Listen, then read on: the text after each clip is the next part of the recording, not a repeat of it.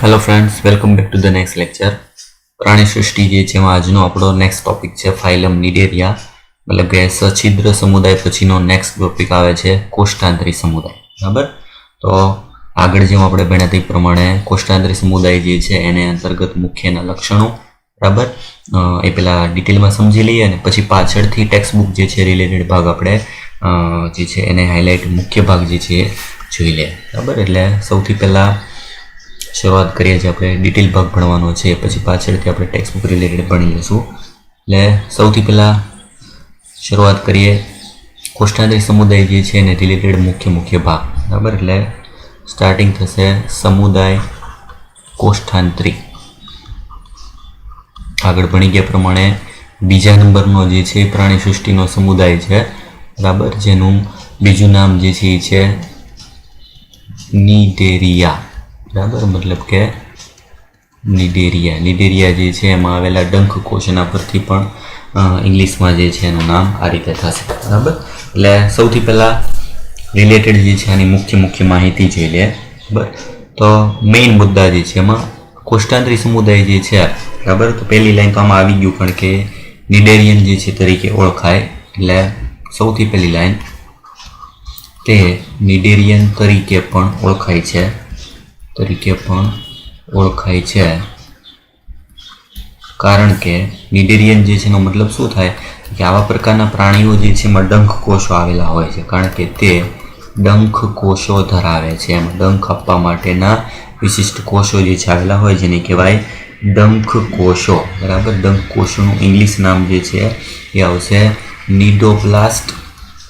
નિડોબ્લાસ્ટ અથવા તો નિડોસાઇટ. એના પરથી નામ આપી દીધું નિડેરિયા. તે ડંખ કોષો ધરાવે છે એટલે એના પરથી એનું નામ આપ્યું નિડેરિયન. બરાબર, જે ડંખ અંગિકા ધરાવતી જે છે એ અંગિકા જેવો ભાગ. બરાબર, આ સૌથી પહેલી લાઈન. બરાબર, પછી એનું સ્થાન જોઈ લે તો મોટા ભાગે દરિયાએ એટલે કે ખારા પાણી જે છે એમાં આવા પ્રકારના પ્રાણી જોવા મળે, જ્યારે અમુક કેટલાક મીઠા પાણીમાં પણ જોવા મળે. કેટલાક મીઠા પાણી જે છે એમાં ઉદાહરણ તરીકે આવશે હાઇડ્રા પ્રાણી જે છે, બરાબર, કોષ્ટાંતરી સમુદાયનો આવશે, જે મીઠા પાણીમાં વસવાટ કરતી જે છે એ પ્રકારની પ્રાણી છે. માંસાહારી ખોરાક જે છે સ્થાયી અથવા મુક્ત, એકની એક જગ્યાએ સ્થિર હોય અથવા તો મુક્ત રીતે તરતા એટલે તરી શકે. અમુક કેટલાક પ્રાણી જે છે એક જગ્યાએથી બીજી જગ્યાએ તરી શકે છે. આપણે એના ઉદાહરણ જોઈશું. અમુક જે સ્થિર છે, જે એકની એક જગ્યાએ જે છે ત્યાં જે છે રહેતા હોય. બરાબર, ત્યારબાદ સમમિતિ જોઈએ તો સમમિતિ મોટા ભાગે જે છે આવશે અરીય સમમિતિ. આગળ જેમ આવ્યું તો અસમમિતિ, એમ કોષ્ટાંતરી સમુદાય જે છે એમાં આવશે અરીય સમમિતિ, મતલબ એને આપણે કોઈ પણ ભાગેથી જે છે બે સરખા ભાગ પાડી શકીએ. બરાબર, અરીય સમમિતિ. આયોજન પેશી સ્તરીય આયોજન, મતલબ કે જેમાં કોષોમાંથી પેશી બની ગઈ હશે પણ પેશીમાંથી અંગ નહીં હોય. બરાબર, એટલે પેશી સ્તરીય આયોજન જે છે એમાં જોવા મળે. બરાબર, પછી ગર્ભસ્તરીય જે છે વાળા ભાગમાં એટલે કે દ્વિગર્ભસ્તરીય જે છે, બરાબર, એનો મતલબ શું થશે તો કે આગળ આવી ગયું પ્રમાણે કે બાહ્ય ગર્ભસ્તર અને અંતઃગર્ભસ્તર બે સ્તરો હોય અને એની વચ્ચેના ભાગમાં જે છે મધ્ય શ્લેષ્મ સ્તર જે છે જોવા મળે છે. બરાબર, ખાસિયત શું છે? આ બંને દ્વિગર્ભસ્તરો એટલે બાહ્ય અને અંત, આ બંને ગર્ભસ્તરોના કોષોમાં સંપૂર્ણ ક્ષમતા આવેલી છે. સંપૂર્ણ ક્ષમતા, જેને ઇંગ્લિશમાં કહેવાય ટોટીપોટેન્સી ધરાવે છે. સંપૂર્ણ ક્ષમતા ધરાવવું મતલબ કે એનો કોઈ પણ ટુકડો જે છે એનું આખું શરીર ફરીથી બનાવી શકે. ઉદાહરણ તમે ભણી ગયા છો આગળના ધોરણમાં હાઇડ્રા જે છે એને તમે ગમે એટલા ટુકડા કરી નાખો તો એનો બાકીનો ખૂટતો ભાગ સંપૂર્ણ રીતે બનાવી શકે. આવી ક્ષમતાને શું કહેવાય? સંપૂર્ણ ક્ષમતા. એટલે એની ખાસિયત થશે કોષ્ટાંતરી સમુદાયના પ્રાણીઓમાં જે ગર્ભસ્તરો છે બે, બહારનું આવરણ અને અંદરનું આવરણ, એનામાં જે કોષો આવેલા છે એ ટોટીપોટેન્સી અથવા તો સંપૂર્ણ ક્ષમતા ધરાવે છે. મતલબ કે એના ટુકડા જે છે એમાંથી નવું શરીર પોતાની જાતે જે છે એ બનાવી શકે. બરાબર, એના પછી અગત્યનો મુદ્દો આવશે શરીરના સ્વરૂપો. તો ખાસ કરીને કોષ્ઠાંત્રીઓ બે મૂળભૂત શરીર સ્વરૂપો ધરાવે છે. બે મૂળભૂત શરીર સ્વરૂપો ધરાવે છે, જેમાં શરીર જે છે એના મુખ્ય બે પ્રકારના આકાર જે છે જોવા મળે છે. બરાબર, એટલે કે દ્વિરૂપક છે. બરાબર, એના આકાર જે છે મતલબ શરીરના આકાર બે છે એટલે દ્વિરૂપક. કયા કયા? તો તેમાં સૌથી પહેલું જે છે એ છે પુષ્પક. પુષ્પક મતલબ પુષ્પ જેવો આકાર. બરાબર, ઇંગ્લિશમાં નામ છે પોલિપ. અને બીજો આકાર જે છે એ છે છત્રક, મતલબ કે છત્રી જેવો આકાર. બરાબર, મેડ્યુસા. ઇંગ્લિશ નામ જરૂર નથી, બે આકાર યાદ રાખવાના છે, પુષ્પક અને છત્રક. આ બંનેમાં ખાસિયત શું છે, બંનેના તફાવત શું છે ખાસ? બરાબર, ખૂબ જ ઇમ્પોર્ટન્ટ છે. એમાંથી ક્વેશ્ચન જે છે વારંવાર પૂછાય છે. પુષ્પક સ્વરૂપની ખાસિયત શું છે અને છત્રક સ્વરૂપની ખાસિયત શું છે? બરાબર, એટલે બંને જે છે એનો તફાવત જોઈ લે એના પછી. તો સૌથી પહેલું જે છે, પહેલો ભાગ આવશે પુષ્પક. પુષ્પક સ્વરૂપ. એની સરખામણીમાં બીજો ભાગ જે છે આવશે છત્રક સ્વરૂપ. બે પ્રકારના કોષ્ઠાંતરી પ્રાણીઓ જે છે આકારના આધારે જોવા મળે, પુષ્પક અને છત્રક. બરાબર, બે જે છે એમાં તફાવત શું? જો તો પુષ્પક સ્વરૂપ જે છે એના માટે સૌથી પહેલો મુદ્દો આવશે નળાકાર અને સ્થાયી સ્વરૂપ. આ પ્રકારના પ્રાણીઓ જે છે એનું શરીર નળાકાર હોય એની સ્થાયી છે, મતલબ એક જગ્યાએથી બીજી જગ્યાએ પ્રચલન કરતા નથી, એકની જગ્યાએ સ્થિર હોય. બરાબર, પુષ્પક છે એટલે સમજવા માટે પુષ્પ એટલે વનસ્પતિ જેવો ભાગ. વનસ્પતિ સ્થાયી હોય, એ હલનચલન પ્રચલન ના કરી શકે. જ્યારે એની સરખામણીમાં છત્રક જે છે છત્રી આકારના અને મુક્ત તરતા સ્વરૂપ છે. મુક્ત તરતું સ્વરૂપ, જે એક જગ્યાએથી બીજી જગ્યાએ તરી શકે એવું સ્વરૂપ જે છે આવશે છત્રક સ્વરૂપ. પહેલો મુદ્દો. પછી બીજો પોઈન્ટ, પુષ્પક પ્રકારના પ્રાણીઓ જે છે એ એકાકી અથવા વસાહતી છે. એકાકી અથવા વસાહતીનો મતલબ શું? એ સિંગલ રહેતા હોય અથવા તો સમૂહમાં રહેતા હોય. સમૂહમાં રહેતા હોય તો વસાહતી શબ્દ આવે, અને એકલા રહેતા હોય તો એકાકી સ્વરૂપ આવશે. જ્યારે આ બાજુ તો કે હંમેશા એકાકી. છત્રક સ્વરૂપ હંમેશા જે છે સિંગલ જ હોય. બરાબર, એ ક્યારેય સમૂહમાં હોતા નથી. છત્રીઓ આકાર વાળા ભાગના પ્રાણીઓ હોય હંમેશા સિંગલ રહેતા હોય, એટલે એકાકી સ્વરૂપ જે છે જોવા મળે. બરાબર, બીજું પુષ્પક વાળો ભાગ જે છે એમાં મુખ ઉપરની તરફ હોય છે. મુખ ઉપરની તરફ જે છે જોવા મળે. જ્યારે આ વાળા ભાગ જે છે એમાં આવશે મુખ નીચેની તરફ જોવા મળે, જેને આપણે અધોમુખ તરીકે પણ ઓળખી શકીએ. બરાબર, આકૃતિ જે છે એના પરથી આપણે જોઈએ એટલે તમને ખ્યાલ આવે કે બંને જે છે એના આકાર જે છે એમાં કેવા પ્રકારના સ્વરૂપ જે છે જોવા મળે. બરાબર, તો દાખલા તરીકે આ રીતનો આકાર જે છે જોવા મળે. એમાં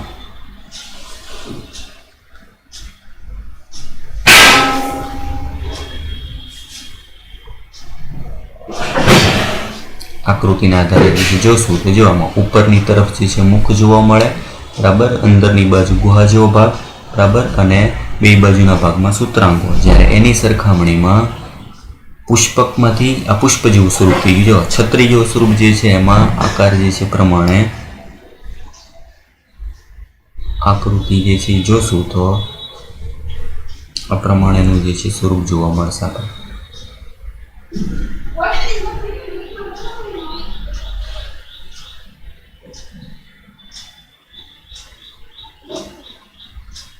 આવો આકાર થશે. જો જેમાં નીચેની તરફ જે છે મુખ હોય, મતલબ કે અધોમુખ, અંદરની બાજુ કોટર અને છત્રી જેવા ભાગ જે છે એની જેમ ઉપરની તરફ ખુલ્લો ભાગ હોય છે. બરાબર, ખાસ ઇમ્પોર્ટન્ટ બંને જે છે એના ઉદાહરણ એક્ઝામ્પલ કયા કયા છે?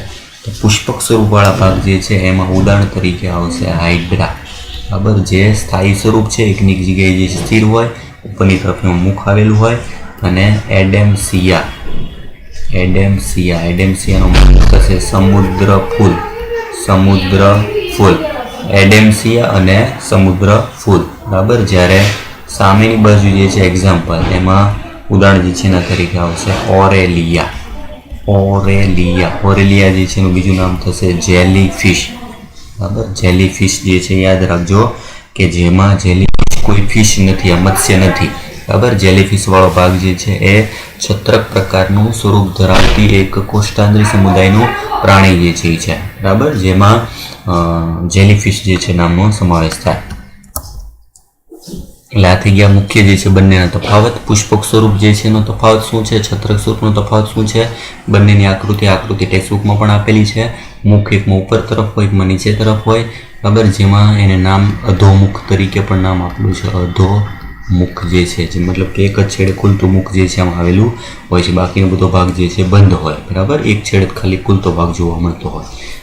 અને ખાસ જે છે ઇમ્પોર્ટન્ટ એના ઉદાહરણ જે છે એ યાદ રાખવાના છે બરાબર. એટલે આ થઈ ગયા મુખ્ય જે છે કોષ્ટાંતરીના બે શરીર સ્વરૂપ જે છે, ખાસ ઉદાહરણ તરીકે એમાં એક્ઝામ્પલ અને આકૃતિ જે છે એના આધારે પણ એના બંનેના તફાવત સ્વરૂપે જે છે ભાગ પૂછાય બરાબર.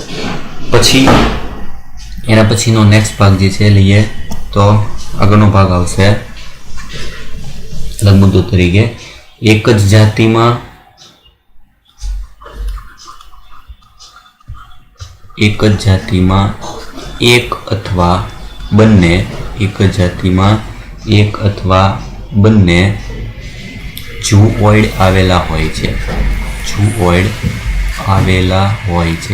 આવેલા હોય એનો મતલબ કે જેમાંથી પ્રજનન કોષનું નિર્માણ થતો હોય ભાગ, આપણે જેમ અંડપિંડ અને શુક્રપિંડ કહીએ છીએ એમ એક જ જાતિમાં એક જ હોય અથવા બંને હોય, મતલબ એક લિંગી પણ હોઈ શકે અને ઉભયલિંગી પણ હોઈ શકે, એવા બે પ્રકારના પ્રાણી સ્વરૂપ જે છે એમાં જોવા મળે છે. હવે એમાં બંને ભાગ એક જ પ્રાણીમાં આવેલા હોય તો એટલે બીજો પ્રકાર, જો એક જ હોય તો એનો મતલબ કે એક લિંગી થયું, બંને ભાગ હોય તો ઉભયલિંગી એટલે બીજા માટે. જો એક જ જાતિમાં બંને હાજર હોય તો પ્રકાર કયો થઈ જશે, ઉભયલિંગી.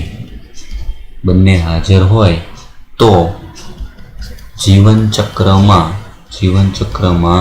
બંને સ્વરૂપો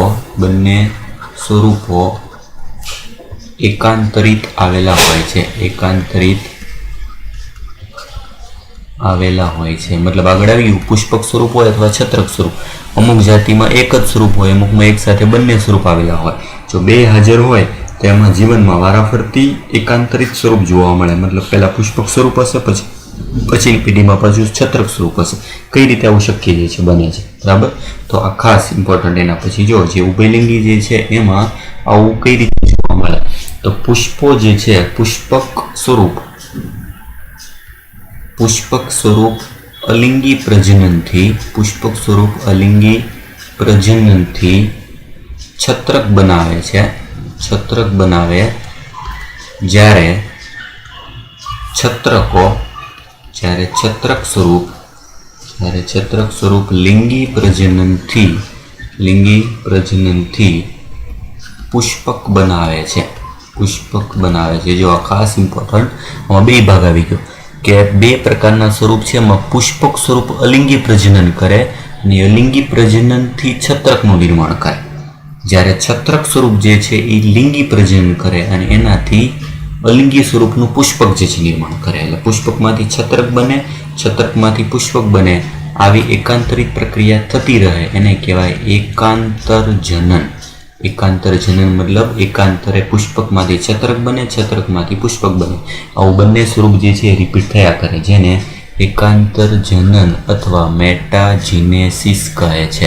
ઇંગ્લિશ નામ એને શું કહેવાય, મેટાજીનેસિસ, એકાંતરજનન. ખાસ એમાં એક્ઝામ્પલ તરીકે યાદ રાખજો ઓબેલિયા, ઉદાહરણ તરીકે ઇમ્પોર્ટન્ટ કયું છે એમાં ઓબેલિયા. જો ખાસ યાદ રાખજો, આગળ હતું ઓરેલિયા છે એ જેલીફિશ છે અને આ ઓબેલિયા છે, આ બંને અલગ છે, બંને ભાગ જે છે યાદ રાખજો. એટલે એનું ઉભયલિંગી સ્વરૂપ વાળું ઉદાહરણ કયું થશે, ઓબેલિયા બરાબર. ઓબેલિયા જે છે પ્રકારના પ્રાણીમાં આ જે છે એ જોવા મળે છે બરાબર. એટલે એક્ઝામ્પલ આ ખાસ જે છે ઇમ્પોર્ટન્ટ છે. એના પછી એની ખાસિયત મુખ્ય, જેમ આગળ આવ્યું હતું નલિકા વહન તંત્ર, એવી રીતે આની ખાસિયત શું બરાબર. તો મુખ્ય ખાસિયત છે એની ડંખ કોષો બરાબર. આવા પ્રાણી જે છે એમાં ડંખ કોષો આવેલા હોય છે. ડંખ કોષો ડંખાંગિકા અને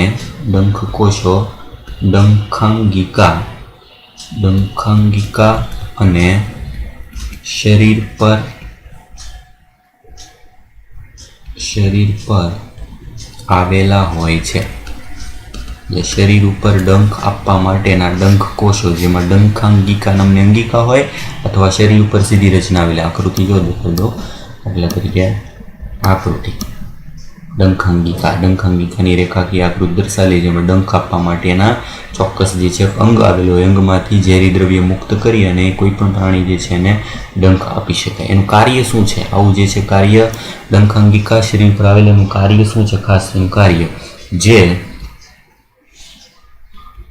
કાર્ય તરીકે મતલબ એનું કાર્ય શું છે? કાર્ય તરીકે જોડાણ, મતલબ કોઈ પણની સાથે જોડાણ કરવા, પ્રતિચાર, બરાબર, પ્રતિચાર એટલે કે રિસ્પોન્સ આપવા માટે, અને શિકાર કરવા, શિકાર પકડવા એટલે પ્રતિચાર અને પ્રતિકાર માટે ઉપયોગી છે. ખોરાક જે છે કોઈ પણ વસ્તુ સાથે જોડાણ કરવા માટે, પ્રતિચાર આપવા માટે અને શિકાર પકડવા માટે આવેલા ડંખકોશોની હાજરી એટલે તેનું નામ ડંખાંગિકા જે છે. દંશકો એવો સ્વરૂપ પણ આપ્યો, કારણ કે દંશ આપતા જે છે પ્રાણીઓ છે, બરાબર, જે ખૂબ જ ઝેરી દ્રવ્યો ઓછી માત્રામાં જેનાથી શિકારને મારી શકે, બરાબર. એના પછી નેક્સ્ટ મુદ્દો આવશે કેટલાક કોષ્ઠાંત્રીઓના શરીર કેલ્શિયમયુક્ત બહિર્કંકાલ, જો બહારની બાજુ યાદ રાખજો, અંતકંકાલ નથી, કેલ્શિયમયુક્ત બહિર્કંકાલથી ઘેરાયેલું હોય છે. બહારની બાજુ કેલ્શિયમનું બનેલું બહિર્કંકાલ હોય છે. ઉદાહરણ તરીકે એક્ઝામ્પલ યાદ રાખજો, પરવાળા, સમુદ્રમાં આવેલા પરવાળા, જેનું ઇંગ્લિશ નામ છે કોરલ, બ્રેન કોરલ. જો આકૃતિ દેખાડો તમને ખ્યાલ આવશે. જો આ સૌથી પહેલી આકૃતિ બ્રેન કોરલ, જેમાં મગજ જે છે એમાં ગળીઓ જેવો ભાગ દેખાતો એવો ભાગ જોવા મળે, જેમાં કેલ્શિયમનું બનેલું હોય બહારની બાજુનું આવરણ, બરાબર, જે કોરલ તરીકે ઓળખે. એવા પણ કેટલાક ભાગ છે જે કેલ્શિયમયુક્ત જે છે બહિર્કંકાલ ધરાવે છે. યાદ રાખજો, કેલ્શિયમયુક્ત બહિર્કંકાલ ધરાવતું પ્રાણી કોષ્ઠાંત્રીમાં આવશે પરવાળા અથવા તો કોરલ, બરાબર. આ જે છે એનું ઉદાહરણ થઈ ગયું. પછીનો ભાગ નેક્સ્ટ આગળ પ્રાણી શરીરમાં મોટી કેન્દ્રસ્થ ગુહાને કોષ્ઠાંત્ર કહે છે. જો પ્રાણીનું નામ જે છે કોષ્ઠાંત્રી એવું શું કામ પડ્યું? તો શરીરની અંદર એક મોટી કેન્દ્રસ્થ ગુહા છે જેને કોષ્ઠાંત્ર નામ આપ્યું છે. તે એક છિદ્ર ધરાવે છે. એટલે કે એનો મતલબ શું થશે? એક જ છેડ ખુલ્લું છે, એટલે કે અપૂર્ણ પાચન માર્ગ, એટલે કે બંધ છેડો. આગળ એવું હતું ને, બે ભાગ હોય શરીર જે છે, આકૃતિ પરથી જો એટલે ખ્યાલ આવે, બરાબર. અહીંયા પણ આકૃતિ આપેલી છે ટેક્સ્ટ પ્રમાણે. જો આ ભાગમાં તો કે અંદરની બાજુ ગુહા છે, આમાં પણ અંદર ગુહા છે, આ થઈ ગયું કોષ્ઠાંત્ર, આ કોષ્ઠાંત્ર થશે, અંદરની બાજુનો આ પણ કોષ્ઠાંત્ર થશે. ખુલતો છેડો એક જ બાજુ છે. જો એક બાજુના ભાગે જે છે કોષ્ઠાંત્ર જેવો ભાગ જોવા મળે, મતલબ કોટર અંદર આવેલું હોય, કોટરવાળો ભાગ ધરાવે એટલે નામ આપ્યું કોષ્ઠાંત્રી, જેમાં કોષ્ઠની અંદર જે છે એમાં એક ગુહા જેવો ભાગ આવેલો હોય. પછીનો ભાગ પાચન કઈ રીતે થાય? તો પાચન બાહ્ય કોષીય એટલે કોષની બહાર અને કોષાંતરીય એટલે કે કોષની અંદર, બાહ્ય કોષીય અને અંતકોષી બંને પ્રકારનું થાય છે. કોષાંતરીય થાય છે એટલે કે કોષ્ઠાંત્રમાં અને અન્નધાનીમાં થાય છે. કોષ્ઠાંત્રમાં થતું હોય તો બાહ્ય કોષીય કહેવાય, બહારની બાજુ. અન્નધાનીમાં થતું હોય તો કોષની અંદર, મતલબ કે અંતકોષીય પ્રકારનું પાચન જે છે એ થતું હોય, બરાબર. એટલે બંને રીતે પાચન જે છે એ જોવા મળે છે.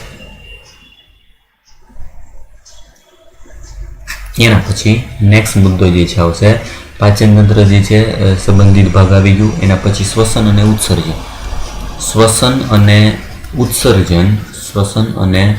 ઉત્સર્જન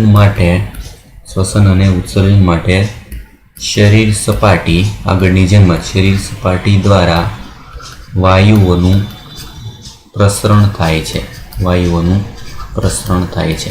સિમ્પલ વાયુઓના પ્રસરણ દ્વારા શ્વસન અને ઉત્સર્જન બંને થશે, બરાબર. અને આગળની જેમ આમાં પણ એમોનિયા ઉત્સર્ગ દ્રવ્ય છે, એમોનિયા ઉત્સર્ગ દ્રવ્ય છે. ઉત્સર્ગ દ્રવ્ય તરીકે કોનો ત્યાગ થાય?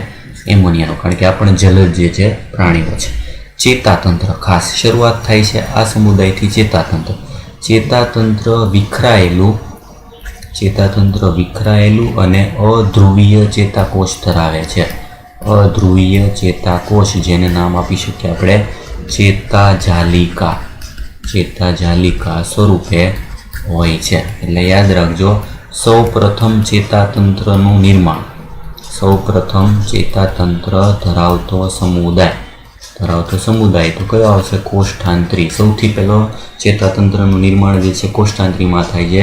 એક ચેતાઓની જાળ સ્વરૂપે આવેલું હોય, મગજ અને કરડું જેવા અંગો નિર્મિત ના હોય, પણ એમાં ચેતાકોષો ધ્રુવીય અને વિખરાયેલું હોય, જે ચેતા જાળ તરીકે આવેલું. એટલે હાઇડ્રા જેવા પ્રાણીઓમાં સૌથી પહેલું ચેતાતંત્ર જે છે એનું નિર્માણ થાય છે. એના પછી સૌથી અગત્યનો ભાગ જે છે આવશે પ્રજનન. પ્રજનન કયા સૂક્તે જોવા મળે? પ્રજનન જે છે એમાં અલગ અલગ પ્રકાર, જેમ કે અલિંગી પ્રજનન કલિકા સર્જન દ્વારા. અલિંગી પ્રજનન જે છે કલિકા સર્જન દ્વારા, ખાસ કરીને જેમ કે હાઇડ્રા, બરાબર. એમાં જે છે આવું કલિકા સર્જન દ્વારા જે છે જોવા મળે. બીજો પ્રકાર લિંગી પ્રજનન જન્યુઓના નિર્માણ દ્વારા. જન્યુઓનું નિર્માણ એટલે અંડકોષ અને શુક્રકોષ દ્વારા લિંગી કોષોના નિર્માણ દ્વારા, બરાબર. ડિંભીય તબક્કા સાથે વિકાસ કેવો? ડિંભીય તબક્કા સાથેનો પરોક્ષ વિકાસ, મતલબ કે આમાં પણ જે છે સીધો વિકાસ નથી, વચ્ચે ડિંભ જોવા મળશે. એટલે ડિંભ હોય એટલે વિકાસ કેવો થઈ જાય? પરોક્ષ વિકાસ. કયા ડિંભ શેમાં જોવા મળે? તો ડિંભના નામ ટેક્સ્ટબુકમાં આપેલા નથી, યાદ રાખજો. ઓબેલિયાના ડિંભ. તો ઓબેલિયાના ડિંભ જે છે એમાં નામ આવશે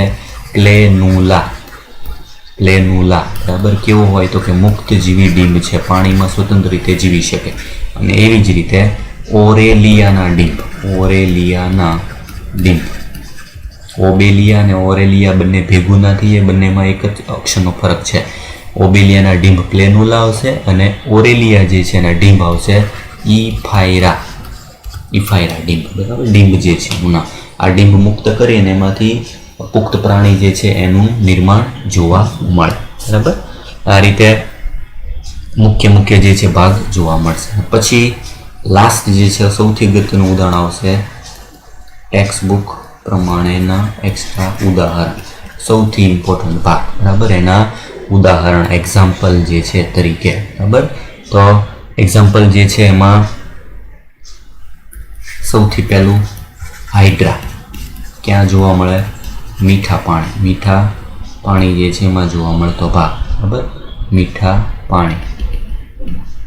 આગળ આવી મોટા ભાગના જે છે દરિયાઈ છે, પણ મીઠા પાણીમાં પણ જોવા મળે. તો એમાં ઉદાહરણ તરીકે આવશે હાઇડ્રા, બરાબર. બીજું ઉદાહરણ ઓબેલિયાનું બીજું નામ થાય સી ફર, મતલબ કે રૂવાટી જેવો ભાગ જે છે, જેમ આપણે પીછા જેવો ભાગ દેખાતો એવી રીતના પીછા જેવો ભાગ જે છે, સમુદ્રીય પીછા જે છે એના જેવો ભાગ સી ફર, બરાબર.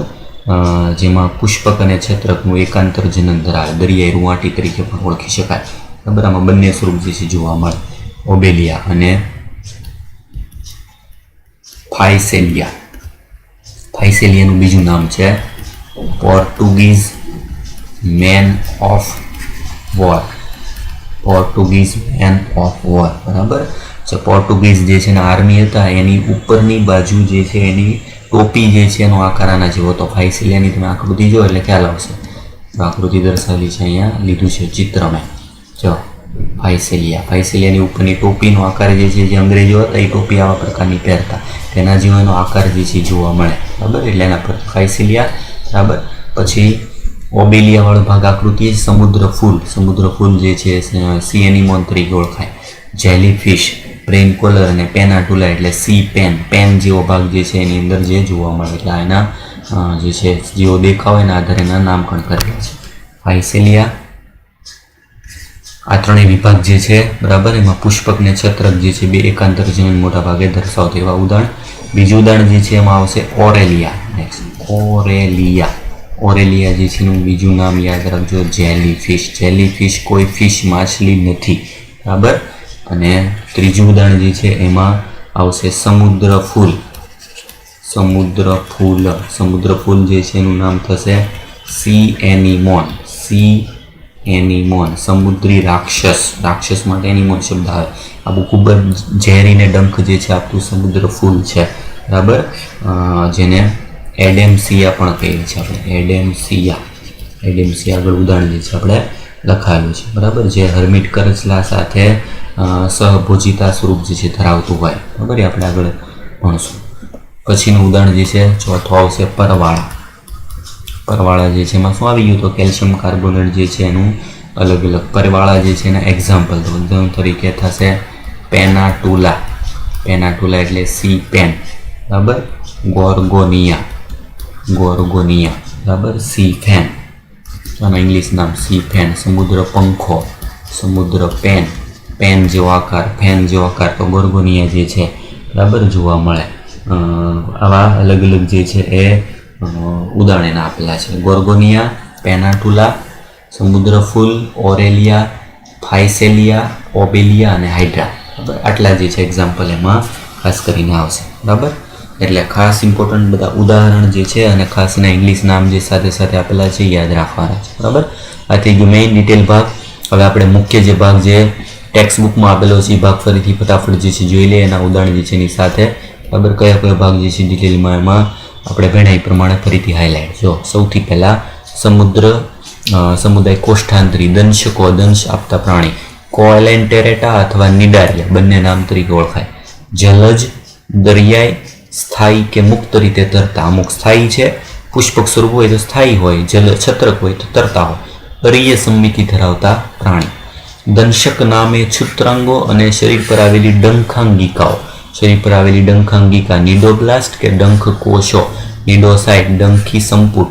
સ્ટિંગિંગ કેપ્સ્યુલ કે સૂત્રાંગ કોષો ધરાવતી રચનામાંથી ઉદ્ભવેલ છે, બરાબર. મતલબ કે જે ભાગ એમાં ડંખ કોષો આવેલા છે, બરાબર, આવી રીતના આકૃતિવાળો ભાગ, એના આધારે નામ દંશક લીધેલું છે. સૂત્રાંગોનું કાર્ય. સૂત્રાંગોનો આધાર સાથે જકડાઈ રહેવા માટે, સંરક્ષણ કરવા માટે અને ભક્ષકને પકડવા માટે ઉપયોગી છે. આવા ત્રણ કાર્ય. બીજું, દંશકો પેશી સ્તરીય આયોજન ધરાવે છે. આગળ કોશી સ્તરીય હતું, આમાં પેશી સ્તરીય અને દ્વિગર્ભ સ્તરીય જે સમાન છે. મધ્યમાં એક જ છેડેથી ખુલતા અધોમુખ સાથેની આંતર પરિવહન ગુહા. આંતર પરિવહન મતલબ એમાં આંતરડાનો ભાગ પણ ગણાય, એમાં પાચન પ્રક્રિયા પણ થાય છે અને વહનની ક્રિયા પણ થાય. એને કહેવાય ગેસ્ટ્રોવાસ્ક્યુલર કેવિટી. કોષ્ઠાંત્ર, એના પરથી નામ પડ્યું કોષ્ઠાંતરી સમુદાય. પાચન બહિર્કોષીય અને અંતકોષીય કીધું આગળ.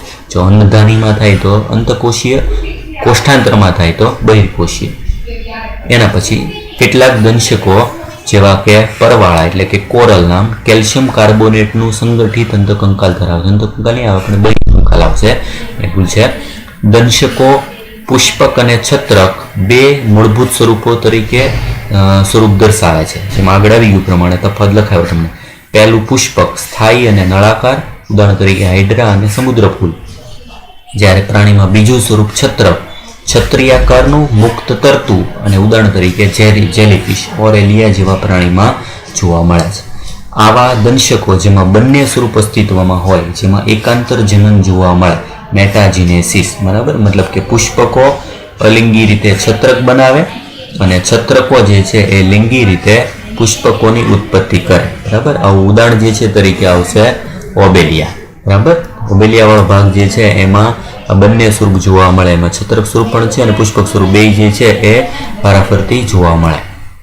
ઉદાહરણ તરીકે ફિરંગી મનવાર, ફાઇસેલિયા, પોર્ટુગીઝ મેન ઓફ વોર, બરાબર. ફિરંગી મનવાર જે છે દર્શાવ્યું છે આકૃતિ એ છે. ફાઇસેલિયા જે છે સમુદ્ર ફૂલ, એડેમસિયા અથવા સિએનિમોન, સમુદ્ર ફૂલ જે છે આ ભાગ ઉદાહરણ, બરાબર. પેનાટુલા, પેન જેવો જે છે આકાર ધરાવે છે, પીછા જેવો ભાગ જે છે એથી લખી શકાય ભાગ. ગોર્ગોનિયાની આકૃતિ નથી આપી. મિન્દ્રિયા બ્રેન કોલર, બરાબર. આ જે કોરલ જેવો ભાગ છે અને આ જેલીફિશ જે છે આગળ આવી ગયું ઓરેલિયા એનું ઉદાહરણ, અને આ થઈ ગયું ઓબેલિયા જે છે એની આકૃતિ. બરાબર, એટલે બધાના ચિત્ર જે છે એ દર્શાવ્યા છે જાણકારી માટે. બરાબર, જેથી તમને ખ્યાલ આવે કે રીતનો કેવો આકાર જે છે જોવા મળે.